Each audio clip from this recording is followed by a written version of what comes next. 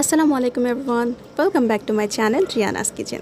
আজকে আমি নিয়ে এসেছি রাজকীয় স্বাদে ডিমের কোরমার রেসিপি। ঘরে থাকা অল্প কিছু মশলা দিয়ে কিভাবে এই এক্সেপশনাল টেস্টের ডিমের কোরমা তৈরি করা যায় সেই রেসিপিটি আজকে শেয়ার করছি। আশা করছি আজকের রেসিপিটি আপনাদের কাছে অনেক ভালো লাগবে, তাই আর দেরি না করে চলুন রেসিপিটি দেখে আসি। ডিমের কোরমা তৈরি করার জন্য আমি প্যানে দিয়ে দিচ্ছি হাফ কাপ পরিমাণ তেল এবং এতে দিয়ে দিচ্ছি 4-5টা এলাচি, 3টা লবঙ্গ, হাফ টুকরো দারচিনি এবং একটি তেজপাতা। এইবার এতে সুগন্ধ বের হয়ে আসা পর্যন্ত ভালোভাবে নেড়েচেড়ে কিছুক্ষণ ধরে ভেজে নিব। এখন দিয়ে দিচ্ছি 1 কাপ পরিমাণ পেঁয়াজ বাটা। পেঁয়াজ বাটা দেওয়ার পর কিছুক্ষণ অনবরত নেড়েচেড়ে ভেজে নিতে হবে যতক্ষণ না পর্যন্ত পেঁয়াজের কাঁচা গন্ধ দূর হয়ে যায়। আপনারা কে কোথা থেকে আমার ভিডিও দেখছেন তা অবশ্যই কমেন্ট বক্সে জানিয়ে দেবেন, so that I can thank all of you. 3-4 minute ভেজে নেওয়ার পর এখন আমি দিয়ে দিচ্ছি বাটা মশলা, দিয়ে দিচ্ছি 1 চা চামচ রসুন বাটা, 1 চা চামচ আদা বাটা। এবার এদেরকে ভালোভাবে মিক্স করে নিয়ে 4-5 মিনিট রান্না করে নেব। এই ডিমের কোরমাটি আমি সম্পূর্ণ ঘরে থাকা ইনগ্রেডিয়েন্ট দিয়েই তৈরি করছি এবং বাইরে থেকে কিনে আনা কোনো মশলা আমি এতে ইউজ করছি না। বাটা মশলাগুলো 4-5 মিনিট ভাজা হয়ে গেলে এখন আমি এতে দিয়ে দিচ্ছি 1 চামচ পরিমাণ লাল মরিচের গুঁড়ো, 1 চা চামচ জিরা ধনিয়া গুঁড়ো এবং স্বাদ মতো লবণ। সবগুলো ইনগ্রেডিয়েন্ট দেওয়ার পর ভালোভাবে মিক্স করে নিব এবং 2 থেকে 3 মিনিট রান্না করে নিব। রান্নার এই পর্যায়ে আমি অ্যাড করতে যাচ্ছি খুব স্পেশাল একটা ইনগ্রেডিয়েন্ট, আর সেটা হলো বাদাম বাটা।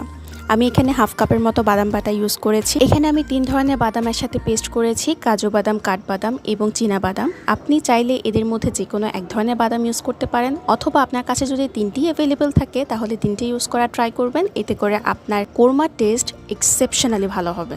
বাদাম পেস্টটা আমি যে বাটিতে রেখেছিলাম সেই বাটিতে হাফ কাপ পানি দিয়ে এখন আমি সেটা কষিয়ে নেওয়ার জন্য দিয়ে দিলাম। এতে করে লেফট ওভার যে বাদামের এসেন্সটা ছিল সেটাও মশলায় অ্যাড হয়ে গেছে।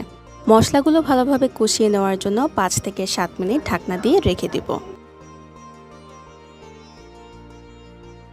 5 থেকে 7 মিনিট পর ঢাকনাটা তুলে আবারও অনবরত মশলাগুলো নেড়েচেড়ে কিছুক্ষণ কুক করে নিব এবং ঢাকনা দিয়ে ঢেকে দিব 3 থেকে 4 মিনিটের জন্য।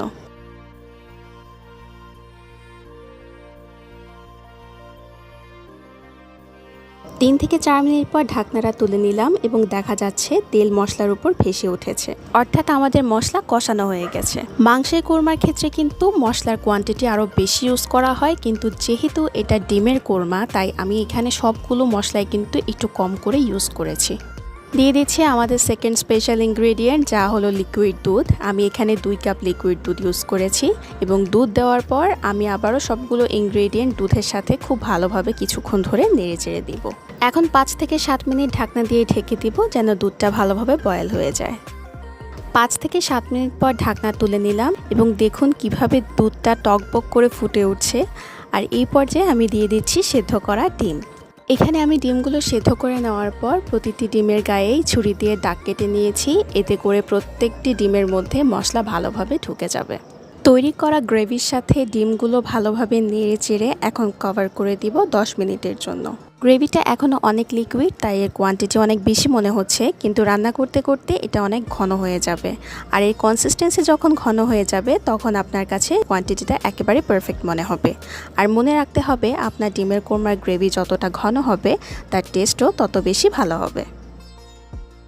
এখন আমি এতে দিয়ে দিচ্ছি 10 থেকে 12টা কিশমিশ এবং 1 চা চামচ ভাজা জিরে গুঁড়ো। আবারও 2 থেকে 3 মিনিটের জন্য অনবরত নেড়েচেড়ে সবগুলো ইনগ্রেডিয়েন্ট মিক্স করে নিতে হবে। আর এই পর্যায়ে দেখা যাচ্ছে আমাদের গ্রেভিটা আগে থেকে কিন্তু অনেকটাই ঘন হয়ে এসেছে। রান্নার এই পর্যায়ে আমি দিয়ে দিচ্ছি 1 চা চামচ চিনি এবং 6-7টা কাঁচামরিচ। রান্নার শেষ থেকে এরকম গোটা কাঁচামরিচ দিয়ে দিলে এর ফ্রেগ্রেন্স এবং টেস্ট দুটোই কিন্তু অনেক বেশি এনহ্যান্স হয়। আবারও ঢেকে দিচ্ছি 5 মিনিটের জন্য এবং ঢাকনা তুলে নেওয়ার পর সুগন্ধের জন্য দিয়ে দিচ্ছি সামান্য জয়ত্রী। জয়ত্রীর পরিমাণটা খুবই সামান্য রাখতে হবে, কারণ এটা যদি বেশি ইউজ করা হয় তাহলে এর খুব কড়া একটা ঘ্রাণ আসবে, যেটা পুরো কোরমার টেস্টটাকে নষ্ট করে দিতে পারে।